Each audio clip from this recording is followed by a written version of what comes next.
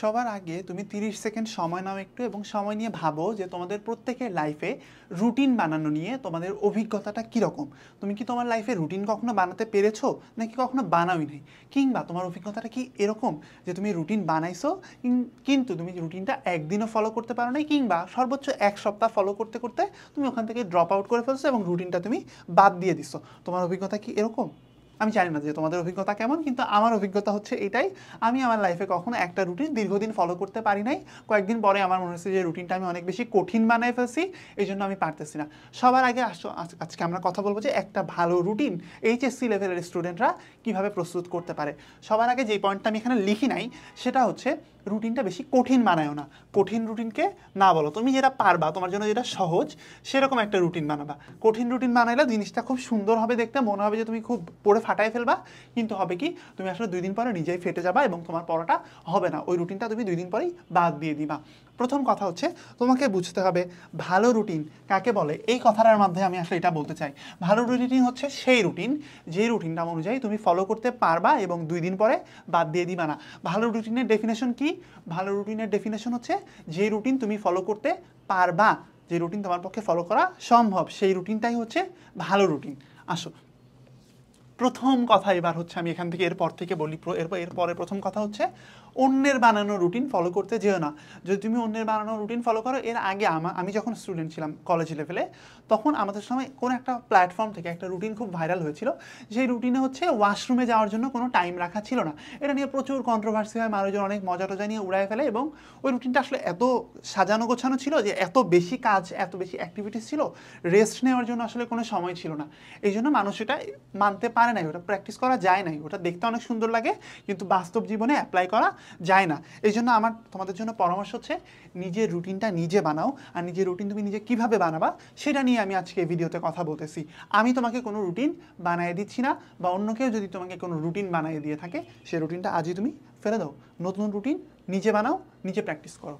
আসো, গোল ঠিক করা, দৈনিক, সাপ্তাহিক, মাসিক। তোমার প্রত্যেক দিন মনে করো পড়ার টার্গেট আছে 2 ঘন্টা, কিংবা ধরো তোমার পড়ার টার্গেট আছে 12 ঘন্টা, তুমি যত ঘন্টাই হোক, মিনিমাম 2 ঘন্টা তো সবাই পড়েই, যে দিনগুলোতে পড়ে না সেই দিনগুলোতেও এভারেজ ধরো তুমি দিনে 10 ঘন্টা বা 8 ঘন্টা, দিনে ধরো তোমার এভারেজ 8 ঘন্টা পড়াশোনা তুমি করতেছো। এই 8 ঘন্টা পড়াশোনা হচ্ছে তোমার দৈনিক গোল। তোমার সাপ্তাহিক গোল কি? সাপ্তাহিক গোল মনে করো সপ্তাহে যে তোমার যতগুলো সাবজেক্ট আছে সবগুলো সাবজেক্টই 2 বার 3 বার 4 বার করে করে পড়া।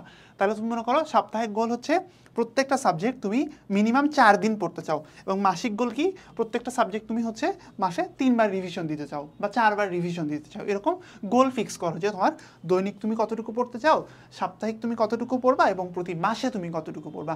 গোল ছাড়া কি জানি একটা কথা ছিল না, প্যারাগ্রাফে নাকি কম্পোজিশনে লিখতে হয়, ওই যে বৈঠা ছাড়া নৌকা যেরকম, গোল ছাড়া নাকি লাইফ এরকম। ব্যাপারটা আসলে সত্য কথা। এই জন্য গোলটা আগে ঠিক করো। এখন আসো বলি খুব কঠিন একটা কথা এবং নতুন একটা কথা, যেটা তোমরা খুব শুনো না, আমি সব ভিডিওতে বলি না এই ধরনের কথা। সেটা হচ্ছে সিলেবাস ভালো মতো বোঝা। সিলেবাস বোঝা কি? সিলেবাস তো আমার কোচিংয়ের টিচার বুঝে দিচ্ছে, সিলেবাস তো আমার প্রাইভেট টিউটর বুঝছে, সিলেবাস তো আমার টিচার, স্কুলের টিচার, কলেজের টিচার বুঝছে না। সিলেবাসটা তোমাকেও বুঝতে হবে। সিলেবাসটা বোঝা মানে কি? সিলেবাস মানে হচ্ছে তোমার কারিকুলামে কতটুকু পড়া তোমার আছে সেই জিনিসটা সম্পর্কে তোমার একটা ক্লিয়ার আইডিয়া থাকতে হবে। তোমার পরীক্ষা ঠিক কতদিন পরে সেটা সম্পর্কে তোমার আইডিয়া থাকতে হবে, এবং প্রত্যেকটা জায়গা থেকে কি পরিমাণ প্রশ্ন আসে, প্রশ্নের প্যাটার্ন কি, এই প্রত্যেকটা জিনিস তোমার বোঝাটা সিলেবাস বোঝার মধ্যে অন্তর্ভুক্ত। তাই রুটিন বানানোর আগে সিলেবাস সম্পর্কে একটা ক্লিয়ার আইডিয়া তোমার থাকা কিন্তু জরুরি। তারপর আসো সাবজেক্টের প্রায়োরিটি ঠিক করা। সাবজেক্টের প্রায়োরিটি জিনিসটা কি? মনে করো তুমি বাংলা প্রথম পত্রে বেশি প্রায়োরিটি দিবা নাকি বাংলা দ্বিতীয় পত্রে বেশি প্রায়োরিটি দিবা, এটা হচ্ছে তোমার ব্যাপার। আমি হলে কি বলতাম, আমার কাছে মনে হয় যে বাংলা প্রথম পত্রের চেয়ে বাংলা দ্বিতীয় পত্রে আমি বেশি প্রায়োরিটি দিতাম, কারণ বাংলা দ্বিতীয় পত্রটা আমার কাছে একটু কঠিন লাগতো, আমাকে অনেক নিয়ম কানুন শিখতে হতো। এই জন্য আমি বাংলা দ্বিতীয় পত্র পড়তাম ধরো সপ্তাহে 3 দিন, আর বাংলা প্রথম পত্র পড়তাম হচ্ছে সপ্তাহে 2 দিন। এভাবে তুমি সাবজেক্টের প্রায়োরিটি ভাগ করবা। এখন আবার প্রায়োরিটি ভাগের আরেকটা জিনিস কি, মনে করো আইসিটি বেশি সময় পড়বো নাকি হচ্ছে আইসিটি বেশি দিন পড়বো নাকি হচ্ছে বাংলা দ্বিতীয় পত্র বেশি দিন পড়বো। আমি বাংলা দ্বিতীয় পত্র বেশি দিন পড়তাম, কারণ আমাকে অ্যাডমিশনে যেও আবার বাংলা দ্বিতীয়র উপর পরীক্ষা দিতে হতো, এবং আমাকে আইসিটির উপরে পরীক্ষা কোথাও দিতে হয় নাই। এই জন্য আমার কাছে প্রায়োরিটি সবসময় আইসিটির চাইতে বাংলা দ্বিতীয় বেশি ছিল, কারণ বাংলা দ্বিতীয় বাংলা প্রথমের চাইতে কঠিন ছিল, আর আইসিটির চাইতে বাংলা দ্বিতীয় পত্র পরীক্ষায় বেশি আসতো, বেশি দিন ধরে রাখতো, আজীবন লাগবে। এই জন্য আমি এরকম একটা প্যাটার্ন নিজের জন্য বানিয়ে নিছি যে আইসিটির চাইতে বাংলা দ্বিতীয় পত্র আমি সপ্তাহে বেশি সময় নিয়ে পড়বো। এটা কিন্তু মাথায় খেয়াল রাখতে পারো। তারপরে কথা হচ্ছে আমি তোমাদেরকে একটা জিনিস বলি, সারাটা দিন পড়বার জন্য রেখে দিও না। সারাটা দিন পড়বার জন্য রেখে দিও না মানে কি, মনে করো তুমি ভোর 5টায় উঠবা, রুটিন যখন বানাও তখন তো এরকমই হয় যে তুমি ভোর 5টায় উঠে নামাজ পড়ে ব্রেকফাস্টও করার আগে পড়তে বসে যাবা, এই ধরনের একটা রুটিন বানাও না। এরকম রুটিন ধরো বানাতে চাচ্ছ, যদি রেকমেন্ডেড না এরকম কঠিন রুটিন তুমি বানাবা, বরং তুমি ধরো নামাজ পড়ার জন্য উঠছো, উঠে একটু রেস্ট করো, হাঁটাহাঁটি করো, তারপরে এসে পড়তে বসো, 1 ঘন্টা পরে পড়তে বসো, তোমার যে আহামরি ক্ষতি হয়ে যাবে ব্যাপারটা কিন্তু এরকম না। এখন তোমাকে কি করতে হবে, সারাটা দিন পড়বার কথা না কেন বলতেছি, তুমি তোমার প্রোডাক্টিভ আওয়ারগুলো খুঁজে বের করবা। প্রোডাক্টিভ আওয়ার কেমন, অনেকের এরকম থাকে যে সে ভোরবেলা পড়তে তার অনেক ভালো হয়, ভোরবেলা যদি সে পড়ে তাহলে তার পড়া ভালো মাথায় ঢুকে, তার ভালো মনে থাকে। তাহলে তুমি কি করবা, তোমার পড়ার জন্য ভোরবেলা সময় বেশি রাখবা। আবার অনেকের হয় কি, মধ্যরাতের পরে যে পড়াতে মনোযোগ বসে, যদিও জিনিসটা ভালো না, এতে করে তোমার লাইফের ওভারঅল স্ট্রাকচারটা নষ্ট হবে, কিন্তু তোমার পড়তে হবে। ধরো তোমার পরীক্ষার আর অল্প কয়েকদিন টাইম আছে, তুমি কি করবা, তুমি মধ্যরাতের পরে যে একটু বেশি পড়বা। এতে করে হবে কি, তোমার যে productive hour, best productive hour, এটা হচ্ছে বেস্ট প্রোডাক্টিভ আওয়ার, সেই টাইমটাতে একটু বেশি পড়বা। এতে তোমার পড়াটা মাথায় ভালো ঢুকবে এবং অল্প পরিশ্রম করে তুমি অনেক বেশি ফল পেয়ে যাবে। তারপরে দেখো 3 সাবজেক্ট রুল। 3 সাবজেক্ট রুলের কথা তোমরা অনেকে জেনে থাকবা।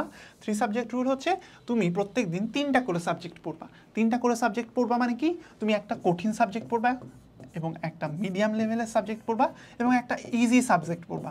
মনে করো তোমার কাছে মনে হয় যে সোশ্যোলজি এই সাবজেক্টটা হচ্ছে কঠিন, তাইলে দিনের যে বেস্ট প্রোডাক্টিভ আওয়ার যেটা তুমি খুঁজে পাইছো, সেই বেস্ট প্রোডাক্টিভ আওয়ার মনে করো এটা সকালবেলা তুমি তাহলে পড়বা। সকালে তোমার পড়ার রুটিন থাকবে হচ্ছে সোশ্যোলজি পড়বা তুমি, সোশ্যোলজি মনে করো। তারপরে তোমার কাছে মনে হয়েছে তোমার সবচেয়ে কম প্রোডাক্টিভ টাইম হচ্ছে আসরের সময়, বিকেলবেলা। তোমার কাছে সবচেয়ে বিকেলবেলা যদি তুমি পড়তে চাও বা, কিন্তু তোমাকে এটা সবচেয়ে কম প্রোডাক্টিভ, তাহলে তুমি বিকেলবেলা কি করবা, বিকেলে হচ্ছে তুমি পড়বা তোমার সবচেয়ে সহজ যেই সাবজেক্ট, এটা হচ্ছে সবচেয়ে ইজি সাবজেক্টটা সবচেয়ে কম প্রোডাক্টিভ আওয়ারে পড়বা এটা বিকেলে। তাহলে তুমি কি পড়বা, মনে করো তোমার কাছে মনে হয় যে ইংরেজি ফার্স্ট পেপার হচ্ছে অনেক সহজ, তাহলে বিকেলে পড়ার জন্য তুমি রাখবা হচ্ছে ইংরেজি ফার্স্ট পেপার। এবং তোমার কাছে মনে হয়েছে যে মিডিয়াম লেভেলের কঠিন হচ্ছে বাংলা সেকেন্ড পেপার, তাহলে তোমার যে রাতে মনে হয়েছে যে রাতে হচ্ছে তোমার মোটামুটি প্রোডাক্টিভ টাইম, রাতে তুমি পড়বা বাংলা সেকেন্ড পেপার।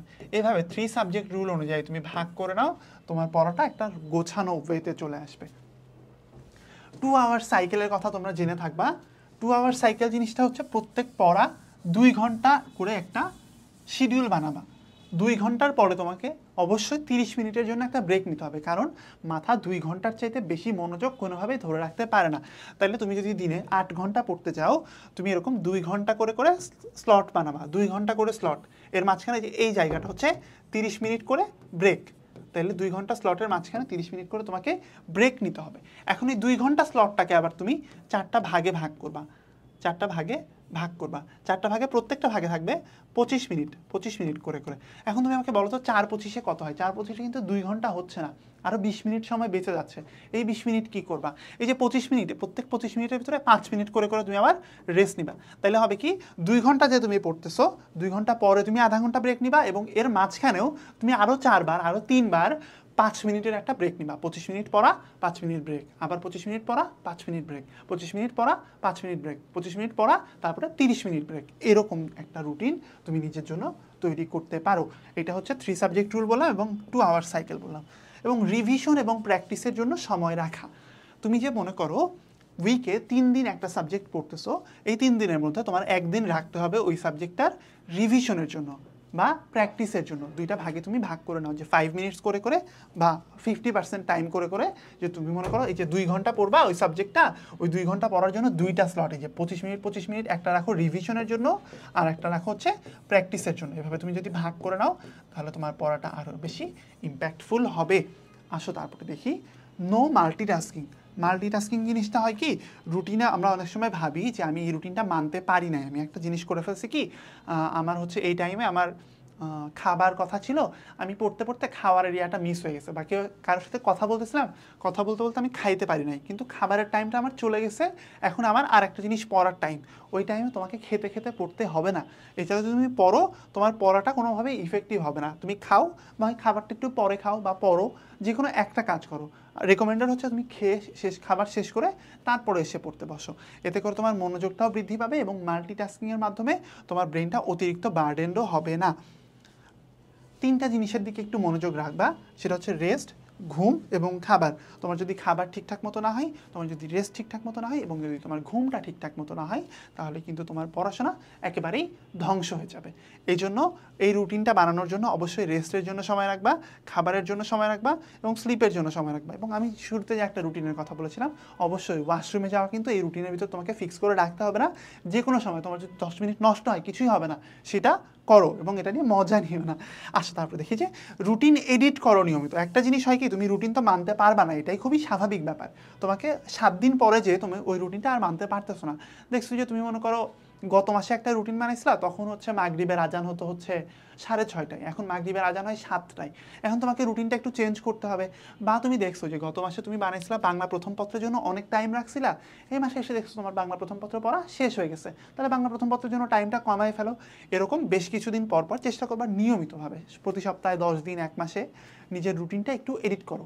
যেরকম তোমার প্রয়োজন সেই অনুযায়ী এডিট করো, অন্যদের উপরে ডিপেন্ডেন্ট না থেকে। এখন আসলে একটা জিনিস বলি, তোমাদের যাদের কোর্স নিয়ে কোনো একটা বিশেষ সাবজেক্ট নিয়ে দুর্বলতা আছে, তোমরা কিন্তু এনরোল করে ফেলতে পারো আমাদের মাইক্রো কোর্সে, যেই সাবজেক্টে তোমার দুর্বলতা আছে ঠিক সেই সাবজেক্টে। আর যদি তুমি ভেবে থাকো যে তুমি তোমার সম্পূর্ণ প্রস্তুতিটাই নিতে চাও আমাদের সাথে, তাহলে কিন্তু এনরোল করতে পারো humanities revive academic two admission এই কোর্সে। এখানে তুমি অনেকগুলা ম্যাটেরিয়াল, অনেকগুলা ক্লাস এবং পরীক্ষা দেওয়ার সুযোগ পেয়ে যাচ্ছ মাত্র একটা কোর্সে এনরোল করার জন্য মাধ্যমে, এবং সবগুলা সাবজেক্টের জন্য। তাই তোমাদের জন্য অনেক অনেক শুভকামনা থাকছে। দেখা হচ্ছে কোনো একটা কোর্সে কিংবা আর একটা কোনো ভিডিওতে। আল্লাহ হাফেজ।